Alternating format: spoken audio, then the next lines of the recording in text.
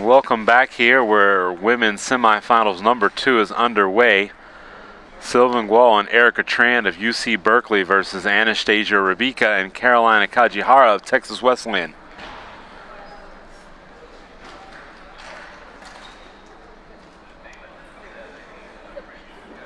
Looks like Texas Wesleyan is fielding another new and somewhat inexperienced doubles team on their women's side. But UC Berkeley has a very experienced duo. Well, at least Sylvan is experienced. She's been around for a number of years competing in these doubles championships. Yeah, I haven't gotten to watch the Texas Wesleyan side play too much just yet since they're a relatively new doubles team. Imagine they'll play pretty similarly to the types of players Texas Wesleyan has recruited in the past, really technically sound. Both players pretty balanced. On the Cal side, I feel like we're going to see one control player and one more attacking player. Tran is going to be responsible for most of the attacking threat in this match, whereas Sylvan is going to be more of a control player, pretty good at pushing, blocking, keeping the ball under control, keeping them in the point, setting up her teammate. That's going to be primarily Sylvan's role. Occasionally she'll chip in with some attack, but that's what I'd expect to see during this match. Yeah, earlier Texas Wesleyan was playing on the outside table number 2. They were up against the University of Michigan, which they handled fairly easily. We really didn't get a chance to get a lot of feedback and dissect a lot of that match, as they were just a little bit too strong for their opponents actually. But here they're going to have their hands full with UC Berkeley. And as Linda Leaf is just going over a few table rules and trying to determine who's going to serve. Yeah, we know that UC Berkeley is capable of causing big upsets. We saw it last year in this same event, so I believe it was a different UC Berkeley team. Instead of Tran, I believe it was Ellen Huang teaming up with Sylvan last year.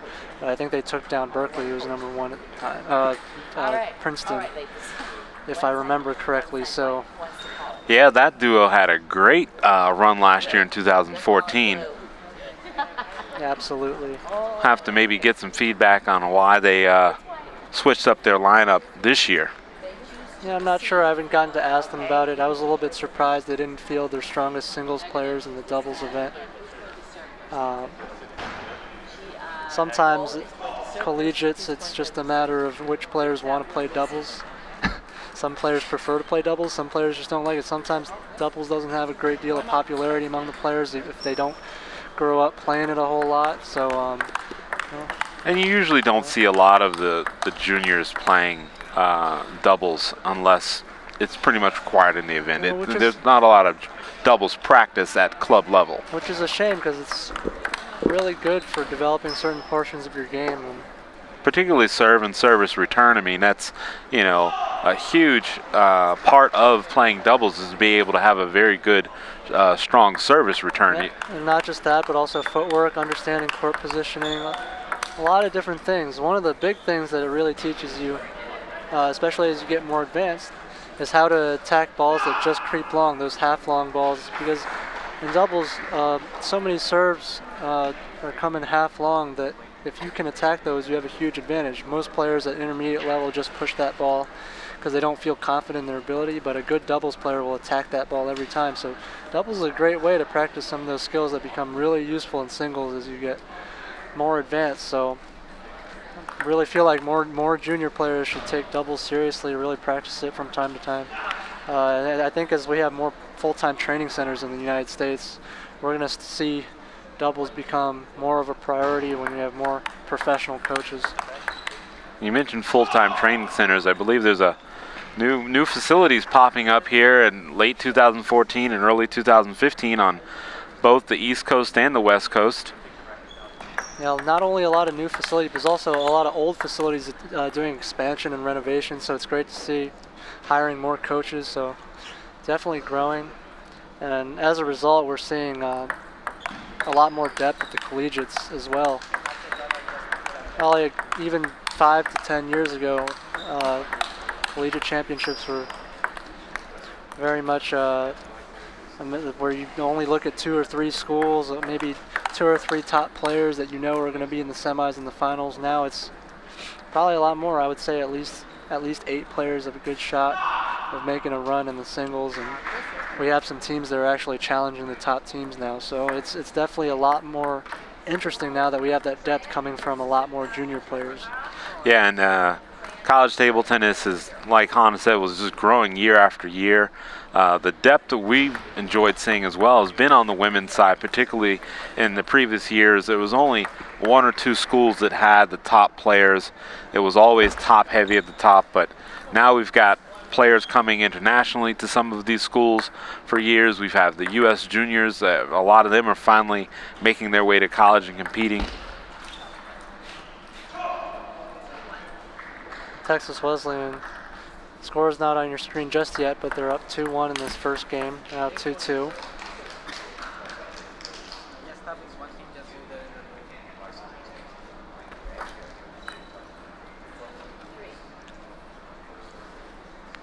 And we saw that earlier, Erica Wu just with some service errors.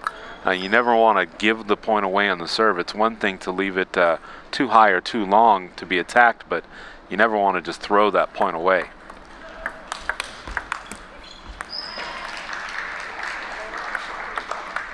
I'm actually very surprised not to see any of the coaches from Wesleyan here, knowing that this is the women's semifinal. Could be that the coaches are occupied, could be that they're just supremely confident in their team's ability. Not sure what it is. It's interesting to see Caroline Kajihara serve with the backhand just now, because Texas Wesleyan does have a lefty and a righty, which is a huge advantage in doubles. You don't have to cycle and rotate around each other. You can just move in and out of the table. But when one of the players serves with the backhand, that completely negates that advantage. At least early in the point, you have to rotate around. So it's a little bit curious, but they managed to make it work.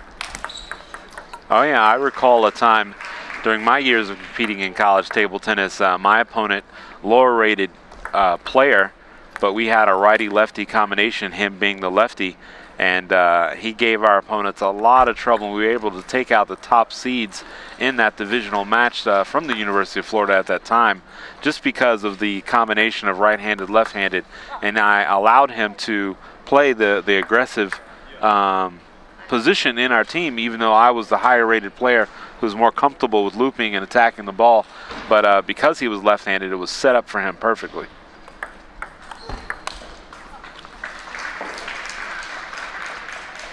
And if this continues to happen through the match, this is interesting to watch. Just watch if this is not the usual stance when you have a lefty-righty. Lefty should be to the right of the right-handed player, set up to hit a forehand, so that right-handed player just moves in and out, just moves out after the serve. A little unorthodox, but if that's working for them, then they're obviously going to stay with that. So far, we haven't been able to see a long rally resulting from it, and just a really quick first game, won by Cal Berkeley, 11-7, and really they didn't have to do much.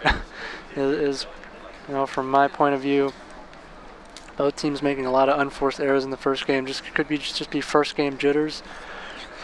But, yeah, it seems like the team from Wesleyan was rushing a lot of times in those points. It went by really, really fast. And the one thing though we do talk about year in, year out, actually, in a lot of these matches, is that you don't want to give yourself a big deficit too soon. And these points in these matches can go by really, really fast. So it's almost like they just kind of gave a game away. Yeah, and a lot of the points that they gave away were just on the short ball. They just need to keep that ball on the table, especially if they're pushing Sylvan Guo. She's not really going to loop the ball by you. Most of the time, she probably just push the ball back, maybe just spin the ball up. You can block that ball. Another thing I noticed was when Cal Berkeley got the first attack, Texas Wesleyan was going way too much on the first block, going for backhand punch kills. Made a couple of them, especially Rybka, the lefty, went for a lot of backhand punch kills on the first loop by the opponent. It's completely unnecessary in doubles. make a strong block. There's another backhand error. And she's really got to clean up that backhand if she's going to be using it that much. There's another big swing on first opening spin by the opponent. There's not a whole lot of pace on the ball. Make a good block to the open court, set your teammate up. And do we think that that's pretty much Rybka's game? She's going to punch, take that second ball attack really early every time? Well, it certainly looks like it, but it hasn't been working. I mean, I think she's under 50% for the match, which, now, you might not win every point that you make it, but every point that you miss, you're definitely losing. So this is definitely not serving them well so far. Unless she managed to heat up, I just don't think that's the right strategy. Especially against a team that is looking, as you will, to force you into errors almost by just playing a very controlled, heavy underspin game early in the points. And this is where having a player like Sylvan, who's not easily rattled and not going to make a whole lot of unforced errors, is good in this type of match where all the players are making so many errors, but you have one player who's relatively solid. And who's going to make good pushes like that, force the opponent into errors. Nobody's really, hitting a lot of winners.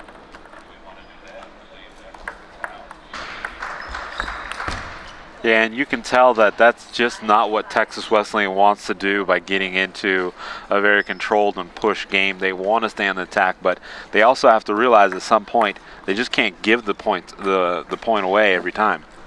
This is interesting because neither team has a coach. If I were a coach out there, I'd be yelling at the players, just keep the ball on the table until they make you do something special. There's no need to do anything special. You don't need to go for too much in a match like this.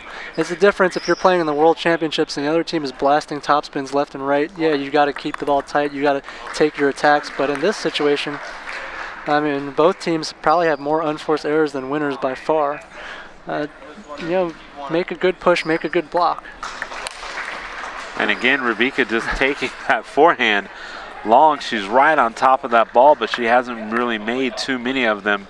Still very shocked that I see no Texas Wesleyan coaches in sight. Yeah, and this is a case where they definitely need a coach. Both players are very aggressive players, but they just got to lay off a little bit. Make a first opening loop on the table. There's a good attack from Rybka, but again, when you're under 50%, if they manage to squeak this game by, they might be able to get into the match a little bit, but can't be making this many unforced errors. And again, a long serve and Rybka just going for too much. Yeah, it's pretty strange here, but they seem like they're going to stay with their game plan by attacking balls and staying on top of the table, and both Rybka and Kajihara are going to take the offensive first. Wesleyan has a game point here in game number 2. Yeah, that's a good tactic against Sylvan. Give her a topspin serve, force her to flip instead of push. Play topspin rally.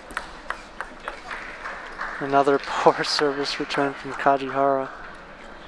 And we've seen too many dumps in the net. Just make the serve return on the table. Texas Wesleyan takes the second game 11-9, so we're all tied up at 1 apiece. But both these teams have a whole lot to clean up if they're going to challenge Princeton in the finals. We saw Princeton make a lot of serve return errors, but I mean, this goes beyond what we saw in that semifinals. Both teams making a lot of errors directly on the service turn, and we saw Tran from Berkeley also make a lot of direct service errors as well. And I don't think the ball even hit the table. It just went straight under. No, it's going to be interesting here, as it easily could have went either direction. You see Berkeley had a chance to take a 2-0 lead. Wesleyan showing not a whole lot of emotion in that match. When they did make a few points, you think they would have gotten excited and pumped up for the shots that were going in, but they weren't. So now they even up this match at 1-1. Both teams taking a little bit more time here during the break to kind of settle themselves in, get some of those nerves out of the way. I'm curious to see what Texas Wesleyan might be able to pull from that win, even though it seems like they kind of got a little lucky there towards the end when they were losing. to be able to be in this match, what do you think they told themselves coming out of the timeout? Well, they got to feel okay because, I mean, they got to be telling themselves, hey, we haven't played well at all, and we're not down 0-2. I mean, they were down for the majority of that game. They really got let off the hook by some service errors, down a couple of points through the middle of the game, and then at the end they found, you know, some more consistent attacks, but, you know, just the basics right now are not serving them well. Just blocking the ball on the table, keeping your serve return on the table. For both teams, and for Cal, Rybka Tran is going to be the key player here because she's responsible for attacking, but at the same time she just needs to be a little more consistent. If she can be consistent, I would bet on Cal Berkeley to win this match as long as Rybka Tran can keep the errors down, because although both Texas Wesleyan players can attack, they both look very streaky. They're streaky, but streaky can find rhythm at some point, and that builds confidence in a player's games. They're going to continue to go for their shots, and they've made a few more just in this one game alone than they almost did both the first two games. Cal Berkeley's jumped out to another 4-2 lead, and Texas Wesleyan so far hasn't looked like they've been finding any rhythm at all, especially off Sylvan Guo's pushes. They haven't been able to generate anything. So until they prove otherwise, Rybka Tran, I feel like, should just tone it back a little bit, make some openings, miss-hit a lot of those now. That's probably the third or fourth one that I've seen.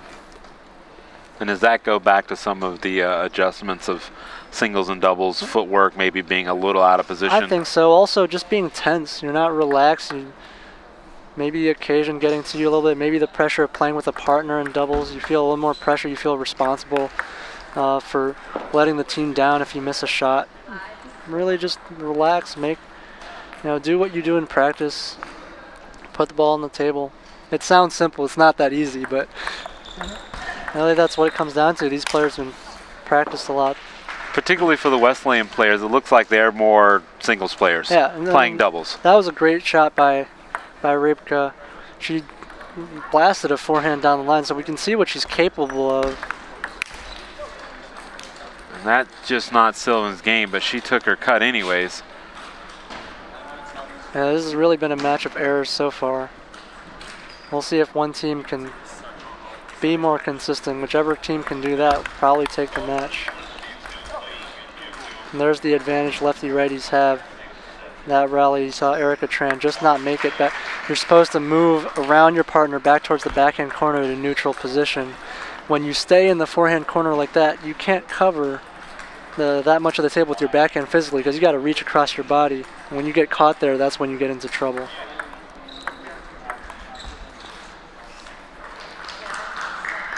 A lot of times in doubles, they say you almost you're looking at yourselves in position and you've got a string attached to your hip and a string attached to your teammate's hip.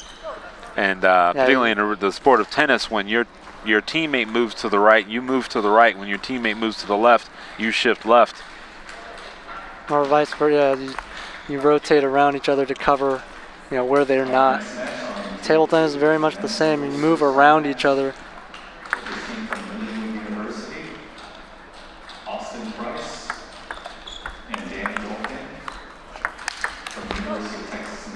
And a beautiful drive there to the open court from the Wesleyan pairings.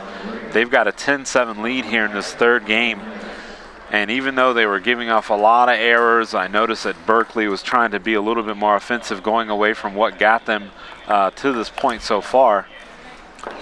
Yeah, I think the tactic is clear for Wesleyan. They need to force more topspin rallies. Most of their errors are coming off of heavy underspin, either pushing in the table, allowing Cal Berkeley to open with a heavy topspin off underspin, or just off the loop. Topspin rallies, as you can see, they're taking the third game 11-8. Topspin rallies, Texas Wesleyan has a huge advantage with two aggressive players who stay relatively close to the table. And it looks like that's exactly how Wesleyan wanted to start the point from beginning to end. They called the side spin long serve. Yeah, they should just serve topspin. Don't serve a single underspin ball the whole whole game. Have Cal Berkeley flip out to you. You're stronger. You have a lefty-righty combination, so covering the table isn't a problem. Unlike righty-righty, if you serve topspin, the opponent can catch you off guard. You don't really have that issue, so why not just serve, even serve long topspin, just get straight into the rally if you have such a big advantage. Erica Tran's having some issues with her footwork, her rotation. She's being caught away from the table. She's being caught wide to her forehand corner after hitting a shot, so take advantage of that. Yeah, and just like that, the matches, the momentum has switched in favor of Texas Wesleyan, where they were down early 1-love. It looks like they were going to lose game number 2. Got a couple lucky bounces towards the end of it there in the second game, and now they find themselves up 2-1 here in this first women's semifinal. And Cal's got to make an adjustment now. They got to recognize what's happening. And as bad as it sounds, find a chance to push whenever they can. They got to start the point off underspin. Force Texas Wesleyan to push back to you. Make a good topspin opening. Texas Wesleyan is not good at blocking that first ball. These rallies aren't what's going to get them back into the match. And Wesleyan has definitely picked up where they left off in the third game. Looks like they're going to stick with the long topspin serves, and they're going to just try to get that first ball up so they can attack. Yeah, don't let Sylvan go a push, but Cal doing the right thing, going back to basics. You know, good underspin serve, good forehand loop to follow. And that's where their bread and butter is going to be. So I think both teams have caught on to what their tactics should be. They just need a way to overcome, you know, when the other team is serving, how do you break the pattern?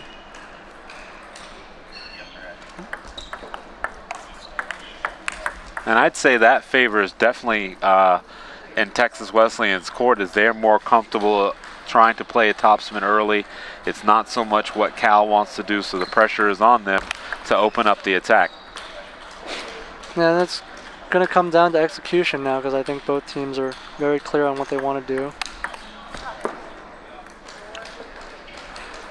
At this point, with all the teams warmed up, I don't think Cal wants a lot of deep serves. You don't want to get into that. It's another deep serve, a little bit lucky from Texas Wesleyan with the edge ball, but any serves that go long are just going to get attacked now. Han, talk about how great that must be, just that feeling of being able to take a forehand almost on every return of serve. It just takes so much pressure off of you. Most of the pressure on a serve return in doubles is, can I prevent the other team from attacking because I'm not sure how my partner is going to react to that. When you don't have that pressure, when you can get the attack immediately, psychologically it's just so much easier to return serve when every serve is coming long. So the most important thing in doubles isn't to serve spinny, it's to serve short in most situations. There are exceptions, but the most important thing is to keep the serve bouncing twice on the opponent's side. And then Cal Berkeley, since the beginning of this game, they were at 3-3. They've just really fallen apart in that regard. And so Texas Wesleyan's really taken control over this fourth game.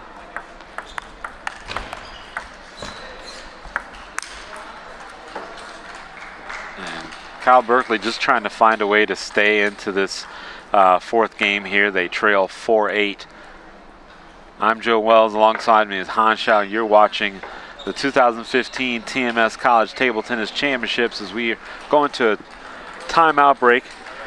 During this time, we'd like to thank our sponsors, TMS International. TMS International is handling all TV and commercial rights on behalf of International Table Tennis Federation and the National Collegiate Table Tennis Association. Yola for the Champion in You, featuring the new 2000S competition table here at this championships. Doublefish. Doublefish is the official ball of these championships, which is the Morrow of tradition. They are featuring the new 40-plus ball here in 2015. Also, we have a new sponsor for the first time along with us is PepPod. PepPod is the official nutritional energy of NCTTA. PepPod, bringing out the amazing inner in you. Visit them on the web at www.peppod.com. You can use promo code POD TT40 on your next order. Also, Gerflor, the flooring group that brought you TerraFlex. TerraFlex is the exclusive flooring for all International World Table Tennis Championships, and our wonderful host city, Eau Claire, Wisconsin, the unexpected Wisconsin. Hashtag capture EC. And we're out of this timeout break here. Looks like Wesleyan's to serve, leading 8-4 in game number 4. Just trying to close this out. And immediately coming out with the wrong tactic. You immediately come out of the timeout and change what you were doing. Everything you were doing was working, serving topspin. There we go. Topspin rally. Good smash by Sylvan Guo. And they needed that point. Sylvan, I think, needed that just to say that, hey, I can take some of these points. She's definitely going to have to take some of the pressure off her young teammate. And there it is again. That's been a huge problem for Rybka Tran. Obviously not used to serving from the forehand corner. Wesleyan right back to what they do best, taking big cuts. Rybka taking her forehand side, that lefty advantage that she has. They're loving that. It's a match point here. And I think that might have been the first open court flip that we've seen from Sylvan all match. Yeah, she's tried to take that. She's got to do it because she can't push that topspin serve, but it's probably the first one she's landed.